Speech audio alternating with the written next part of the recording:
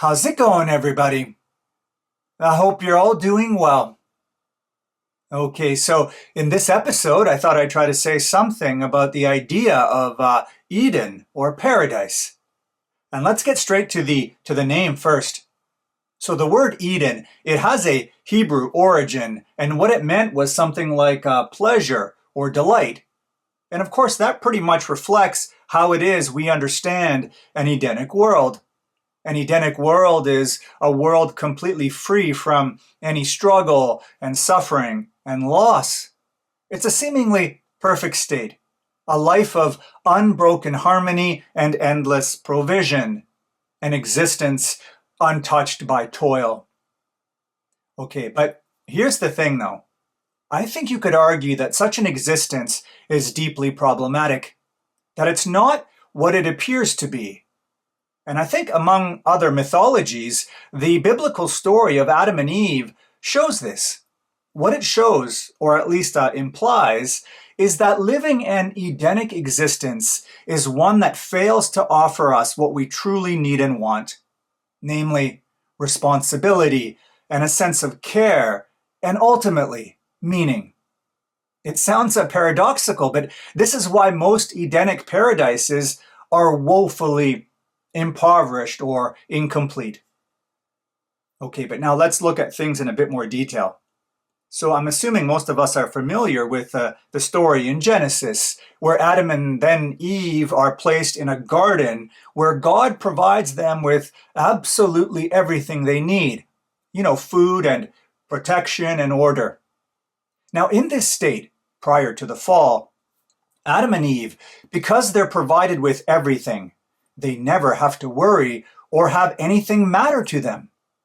And they never have to face the consequences of neglecting their environment or their survival, or for that matter, each other. Now, this is the result of a guaranteed security. If nothing can harm you, and if there's nothing you can lose, then there's little reason to care or to be concerned about anything at all. And that's because care is a response to vulnerability and fragility. And concern, well, that arises when it's possible to lose someone or something. Well, again, Eden is a place marked by total invulnerability, by the impossibility of loss. And so, those sorts of emotions couldn't possibly take root there. Well, okay, so what happens? Well, the fall, of course. Against God's command, the first man and the first woman eat from the tree of knowledge of good and evil. And so God kicks them out of the garden, out of paradise, into the real world. Now, that expulsion, it changes everything. It changes everything because now they're on their own, where everything now suddenly matters to them. So Adam now has to till the ground and work for bread. In other words, he has to bear the responsibility of sustaining life for him and for Eve. His work ethic determines the well-being of himself and his family. As Eve, of course, only now will experience the real labor of childbirth. The point is that now they face the real prospect of illness and of death and of loss. And so that means that they will worry for each other and they will sacrifice for each other. Every moment with each other becomes precious and finite, or precious because finite. And again, this is in stark contrast to life in Eden. In Eden, because they were provided for in every single way, their relationship was untouched by the deeper dimensions of love that come from struggle and vulnerability. But now they experience intimacy and love in a way that they could never have in Eden. Now love becomes costly, not just a kind of superficial, innocent delight. It becomes a genuine love because it's marked by responsibility and by bearing burdens and by sharing pains and by protecting the other person. The fall is no tragedy. It's the very beginning of love, you could say. One that has kept us together in a world that so often conspires against us. Okay, now it's important to notice that this Edenic failure, it's not confined just to Genesis. I would say that across myth and literature, Edenic situations again and again reveal their insufficiency because, like in the Eden of Genesis, they ensure invulnerability and so shield human beings from real connection and responsibility. Let me consider a few examples. So first, take the epic of Gilgamesh, where famously, of course, Gilgamesh travels to the edge of the world to try to find eternal life. And when he finally gets there, he meets the immortal Utnapishtim. But as he soon discovers, that sort of life is not all it's cracked up to be. And that's partly because Utnapishtim's life sets him completely apart from others. That's to say, he and his wife live all alone in a distant, liminal location, totally removed from the world of mortal beings. Their existence is not a gift.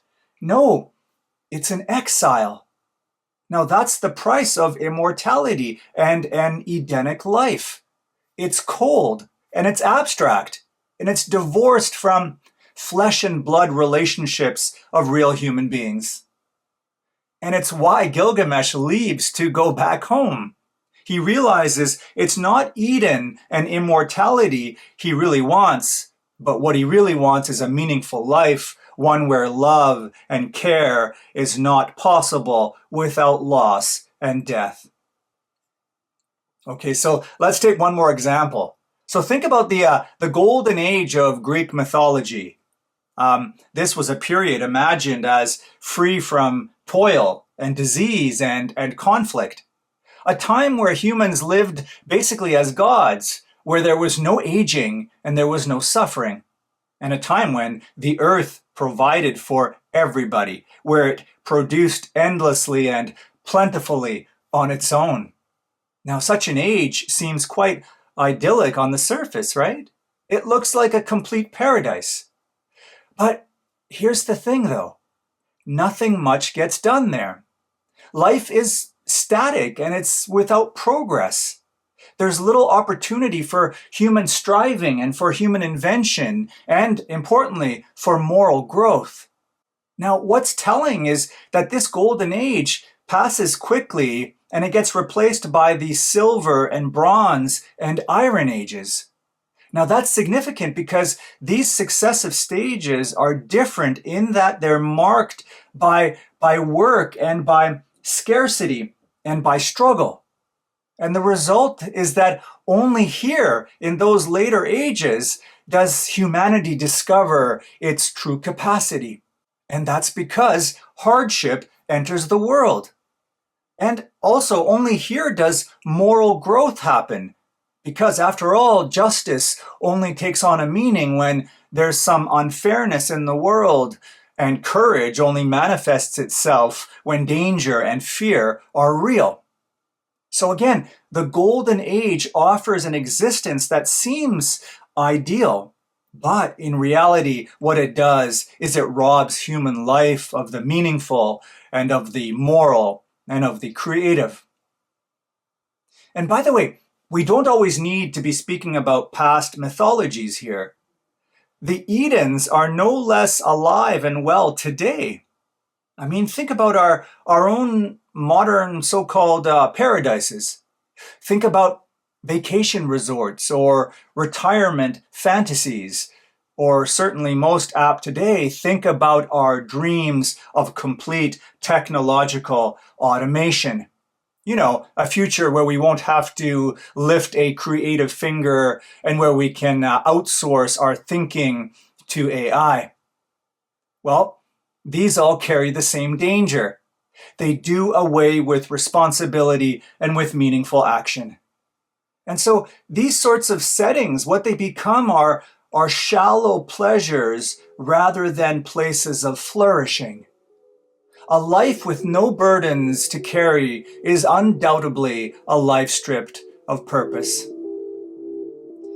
Anyway, beginning with Adam and Eve in the garden, what unifies all of these examples is a fundamental truth.